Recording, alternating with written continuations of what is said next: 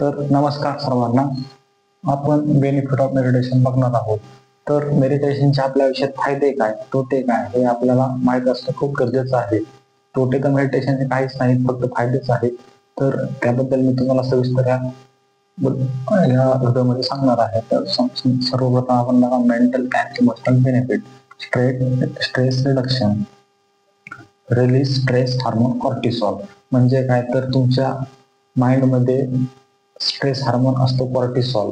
तो तुमचं स्ट्रेस कमी करण्याचं काम करत असतो. जर तुम्ही मेडिटेशन केलं तर तुमचा माइंड एकदम शांत होऊन तो हार्मोन सिक्रेट होण्यास मदत होते व तुमची माइंड एकदम शांत स्टेजमध्ये जाऊन तुम्हाला एक आनंदाची अनुभूती होते. त्यानंतर आपण बघू reduce anxiety and depression, break free from negative thought pattern. आता सर्वप्रथम सर्वजण खूप टेन्शन मध्ये असतात. प्रत्येकाला जर विचारलं तर तो सांगतो की मला ऑफिस मधलं टेन्शन आहे, कंपनीमधलं टेन्शन आहे, किंवा अगर ज्या ठिकाणी तो काम करतो त्याचं टेन्शन आहे.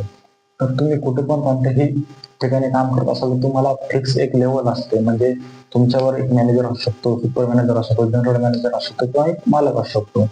तर त्याने तुम्हाला कधी जर तुमचं टार्गेट कम्प्लीट झालं नाही किंवा इंटेन्शनल टार्गेट किंवा एखादं टार्गेट असं असतं की तुम्हाला पूर्ण होऊ शकत नाही ते टार्गेट, त्यामुळे तुम्हाला कधी कधी तुमच्या मॅनेजरचा वगैरे लोड येऊ शकतो किंवा तुमच्या लोअर स्टाफचा लोड येऊ शकतो. त्यामुळे तुम्हाला खूप डिप्रेशन होऊन तुम्हाला निगेटिव्ह थॉट येत असतात. कधी कधी सेल्फ डाऊट येते की मलाच क्वालिटी आहे का, माझ्यामध्ये काय कमतरता किंवा मी चुकतोय काय. तर त्यासाठी आपलं मेडिटेशन काय करतं की रिड्यूस अँझायटी अँड डिप्रेशन. तुमचा निगेटिव्ह थॉटचा जो पॅटर्न आहे, म्हणजे तुम्ही कंटिन्युअस निगेटिव्ह थॉट करत असतात, तो थॉट पॅटर्न ब्रेक करण्यास हा मदत करतो. त्यानंतर improve focus and attention, focus on single point.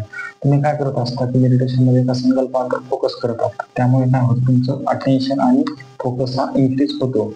त्यानंतर increase self awareness, help make conscious choice.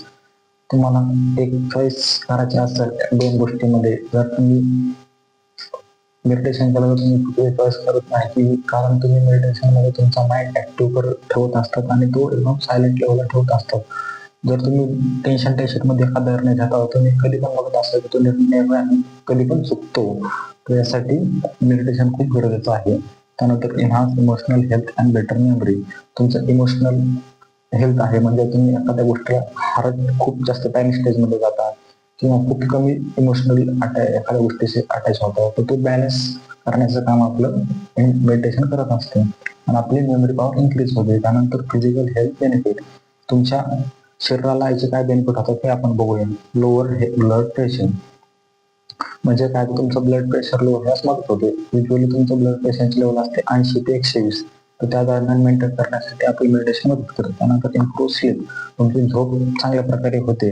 त्यानंतर पेन मॅनेजमेंट. तुम्हाला जर एखादी जखम झाली असेल किंवा नाही झाली असेल तर मेडिटेशन केल्याने तुमची जखमची वेदना कमी होते. हे सायंटिफिकली प्रूव्हन आहे, तुम्ही पुरेपूर लोकू शकता.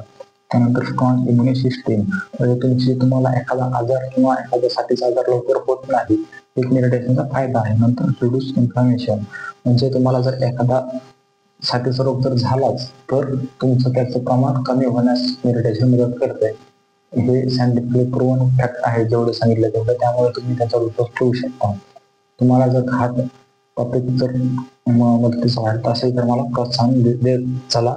आणि हे जे पॉईंट आहेत तुम्ही एक वेळेस करून बघा. तुम्हाला जर स्टार्टिंगला मेडिटेशन होत नसेल तुम्ही कमीत कमी 5 मिनिटापासून सुरुवात करू शकता.